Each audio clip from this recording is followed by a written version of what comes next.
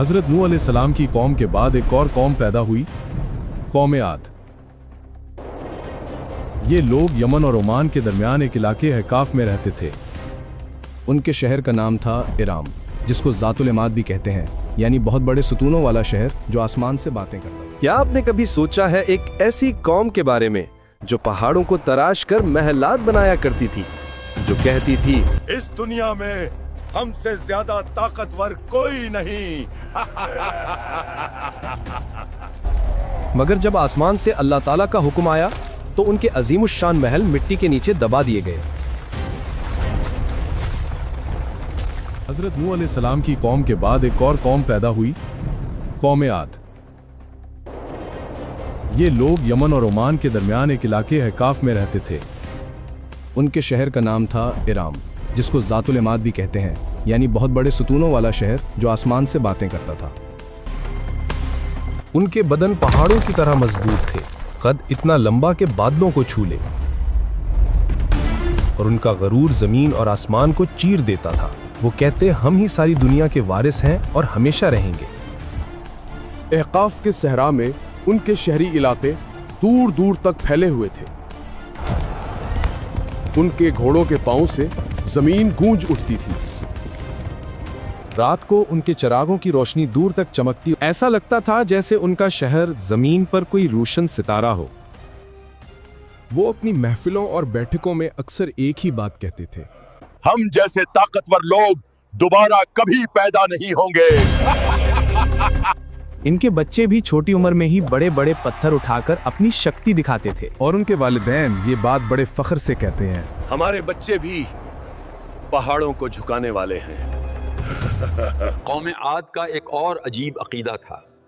वो समझते थे कि हवा उनकी गुलाम है।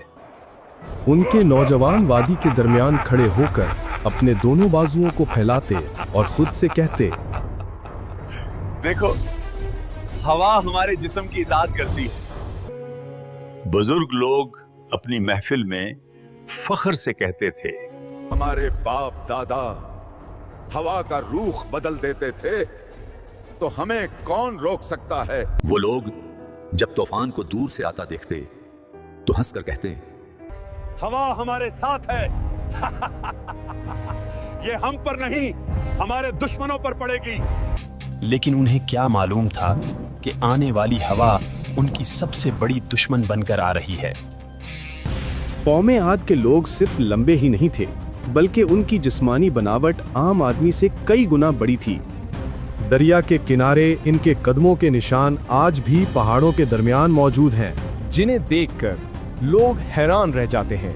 उनके घरों के दरवाजे इतने ऊंचे हुआ करते थे कि एक दराज कद ऊंट और उस पर सवार आदमी आसानी से सीधा अंदर जा सकते थे। और इनके बर्तन पत्थरों के बने इतने बड़े कि एक प्लेट में पूरा खानदान खाना खा ले। वक्त गुजरता गया और इनका गुरूर और तकब्बुर और बढ़ता गया। फिर अल्लाह ताला ने अपना नबी भेजा, हजरत हूद अलैहिस्सलाम, जो कहने लगे, सिर्फ अल्लाह की इबादत करो, जिसके सिवा और कोई माबूद नहीं। क्या तुम ये चाहते हो कि हम अपने बाप दादा का दीन छोड़ दें? हम ताकतवर हैं और हमें कोई छू भी नहीं सकता। मैं तुम्हें इस अजाब से डरा रहा हूं जो इतना भयानक होगा कि तुम सोच भी नहीं सकते। हजरत हूद अलैहिस्सलाम रोज जाकर बाजारों में, उनकी महफिलों में, उनके घरों में जाकर आखिरी दावत देते हैं। उनके सरदार तंज और मजाक में हंसकर कहते हैं, हूद, अगर तेरी बात में सच्चाई होती तो हमारे अजीम महल कब के गिर चुके होते। कभी बच्चे उनको तंजो मजाक करते तो कभी लोग उनको देखकर रास्ता बदल लेते कि कहीं हजरत हूद को देखकर अल्लाह का खौफ पैदा ना हो जाए। एक दिन हजरत हूद अलैहिस्सलाम उनकी असेंबली में गए, जहां उनके बड़े सरदार सोने के तख्तों पर बैठे थे। हूद अलैहिस्सलाम ने फरमाया, अल्लाह के अहकामात की इत्ताअत करो, तुम्हारी ये ताकत उसके सामने कुछ भी नहीं। ऐ लोगो, अल्लाह के खौफ से डर जाओ। हूद, ये झूठे दुआवे करना बंद कर। अगर अजाब आता भी है तो हम उसको अपनी ताकत से रोक लेंगे। अजाब आने से कुछ दिन पहले आद की वादी में अजीब मंजर हुआ। रात को आसमान में भयानक गूंज सुनाई दी। نہ بادل گرجا نہ بجلی چمکی، لیکن وادی میں ایسا محسوس ہوا جیسے دور سے کوئی پکار رہا ہو۔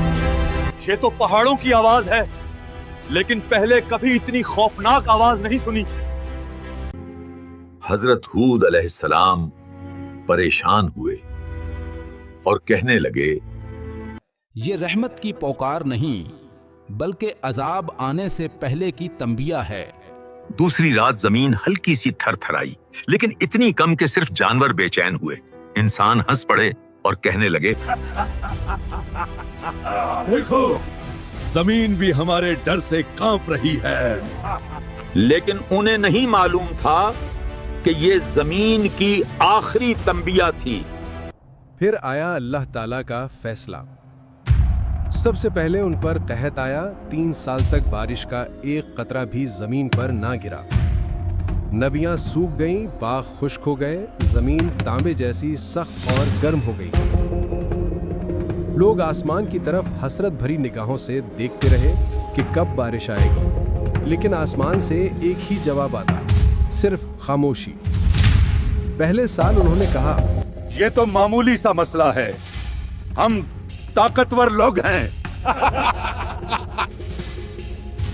دوسرے سال بھی جب بارش نہ ہوئی تو پیاس نے ان کی زبانیں سکھا دیں۔ جانور بھی پیاس کی وجہ سے گرنے لگے۔